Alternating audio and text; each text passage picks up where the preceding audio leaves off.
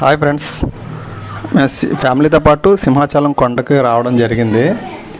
సింహాచలం కొండకి వెళ్ళకుండా ముందు కోనేరు దగ్గర స్నానాలు చేయడానికి అందరూ వచ్చారు. ఇక్కడ కోనేరు అండి, ఇది సింహాచలం కొండ నుంచి 2 కిలోమీటర్ల దూరంలో ఉంటుంది.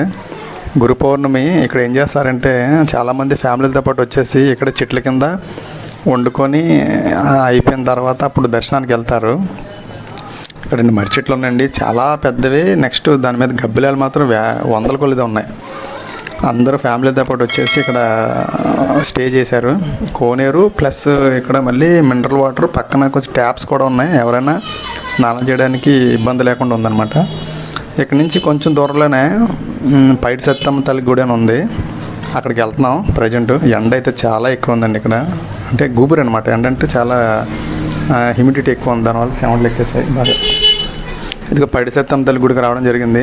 ఇక్కడ పైడి సత్తమ్మ తల్లి గుడి దర్శనం చేసుకున్న తర్వాత మళ్ళీ ఇక్కడ నుంచి మనం డైరెక్ట్గా సింహాచలం కొండ మీదకి వెళ్ళడానికి ఫ్యామిలీ అంతా రెడీ అయ్యారు. ఫ్యామిలీతో పాటు వచ్చాం, కానీ ఫ్యామిలీ అంతా ఎవరికి వాళ్ళే, ఎవరి ఫ్యామిలీలు వాళ్ళే వాళ్ళు చూసుకోవడం జరిగింది. అందరూ వెళ్తారు, మేము నడిచి వెళ్దామంటే మా పిల్లలు కూడా చాలా ఉత్సాహం జీవించారు. గుడి కిందండి ఇది. ఫస్ట్ ఆంజనేయ స్వామికి దర్శనం చేసుకొని మా వాళ్ళు దండాలు పెట్టేస్తున్నారు దేవుడికి. అవి కూడా మెట్లు దగ్గరికి 1000 మెట్లు అన్నీ ఉంటాయంట. మేము కాలినడకన వెళ్దాము అని చెప్పేసి అనుకున్నాం.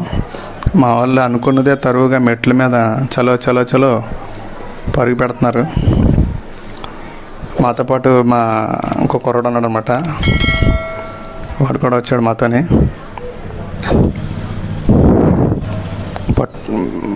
మెట్లెక్కి మేమే ఎక్కలేకపోతున్నాం, మా వాళ్ళు మాత్రం చాలా చురుగ్గా ఉన్నారు. అది కూడా అది రోడ్డు మార్గం, అది సింహాచలం పై కొండ మీదకి. దేవస్థానం బస్సులు అయితే కనుక 15 రూపాయలు తీసుకుంటారు. నెక్స్ట్ మన ప్రైవేట్ ఆర్టీసీ బస్సులు అయితే కనుక 25 రూపీస్. దేవస్థానం బస్సులు 2 తిరుగుతున్నాయి, కొంచెం పెంచాల్సింది, క్రౌడ్ చాలా ఎక్కువ ఉంటుంది.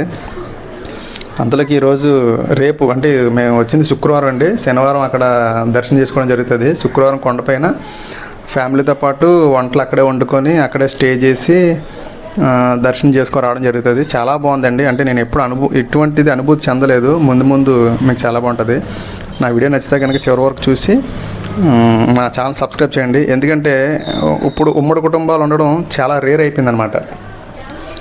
ఒకే కుటుంబంలో చెందిన వాళ్ళు కలిసి ఉండడం చాలా కష్టమైపోయిన రోజుల్లోని వీళ్ళు అంటే పల్లెటూరు వాళ్ళు అన్ఎడ్యుకేటెడ్ అనుకుంటాం, కానీ వాళ్ళు ఇంకా అలాగా కలిసి కట్టుకుంటున్నారంటే అందరూ కలుసుకొని తీర్థయాత్రలకు అప్పుడప్పుడు వెళ్ళడం వల్ల చాలా మనసు ప్రశాంతంగా ఉంటుంది. ఆల్రెడీ కొండపైకి రావడం జరిగిందండి. ఎట్టకేలకు కొండ మీదకి వస్తామండి. కింద మీద పడి అందరూ పైకి ఎక్కారు. ఎండ ఎక్కువ ఉండడం వల్ల మా వాళ్ళు మధ్యలో ఎక్కడైనా వాటర్ దొరికితే పైన వేసుకున్నారు, మీద వేసుకున్నారు. ఏంటంటే మెట్లు ఎక్కే టైంలో ఎక్కడ కూడా ట్యాప్స్ అనేవి లేవండి. అది కొంచెం దేవస్థానం వారు కొద్దిగా పెట్టుకోవాలి. కొండ మీదకి వస్తాం. ఇక్కడ ఫ్రూట్స్ అయితే కనుక చాలా ఫ్రెష్. ఇక్కడ కొంచెం తెలుసుకుంది ఏంటంటే పనసపళ్ళు మాత్రం చాలా చౌకగా దొరుకుతాయి, అవి తీసుకోవచ్చు. కానీ కొంచెం మనం క్యారీ చేయడం ఇబ్బంది. మా వాళ్ళు పైనాపిల్ తీసుకున్నారు.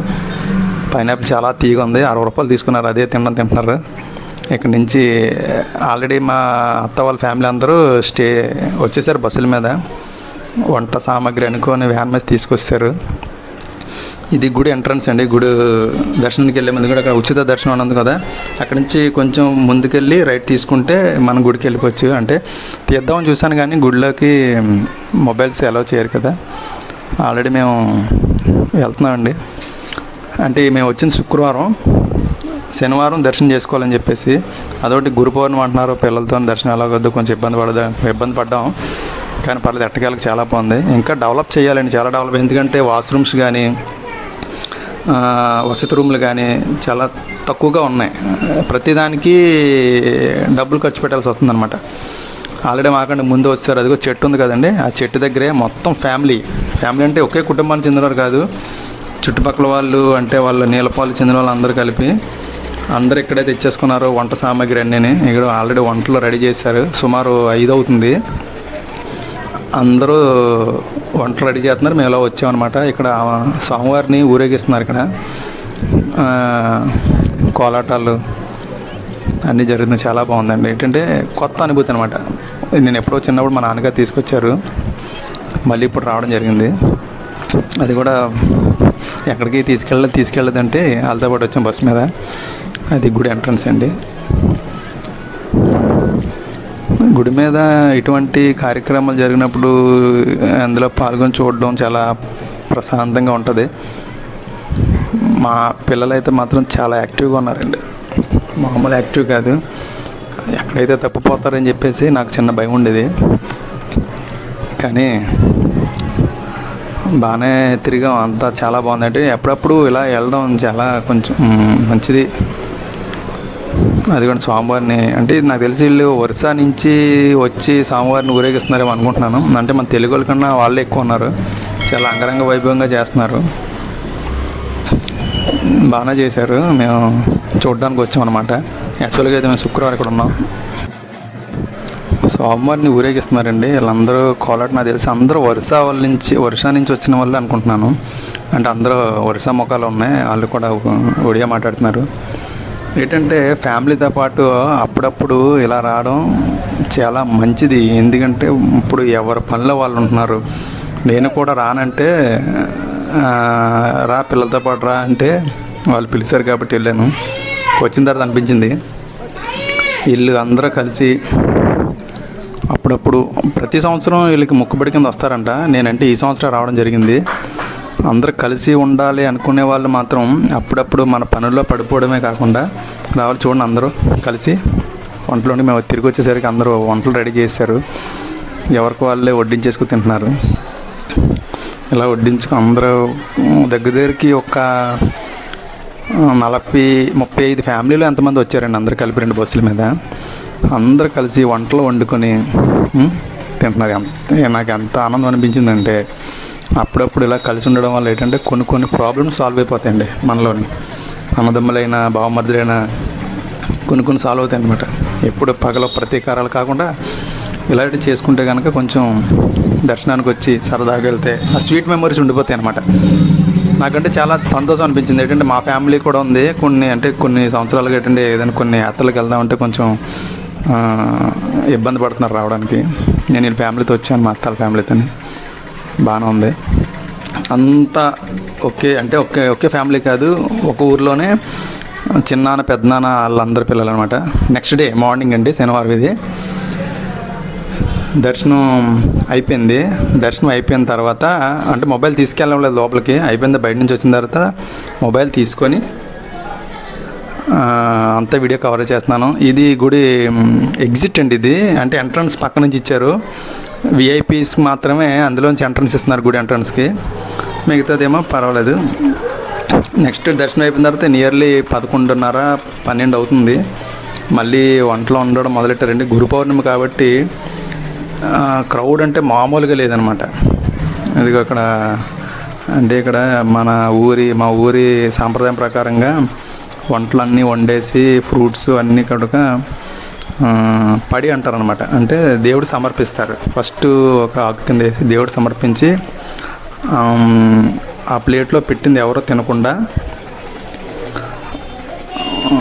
ఆవుకో దేనికో పెడతారనమాట. నెక్స్ట్ గంధం కలిపేసి అందరికీ బొట్లు పెడుతున్నారు. నేను ఈ ఆచారం కొత్తగా చూస్తున్నాను అనమాట.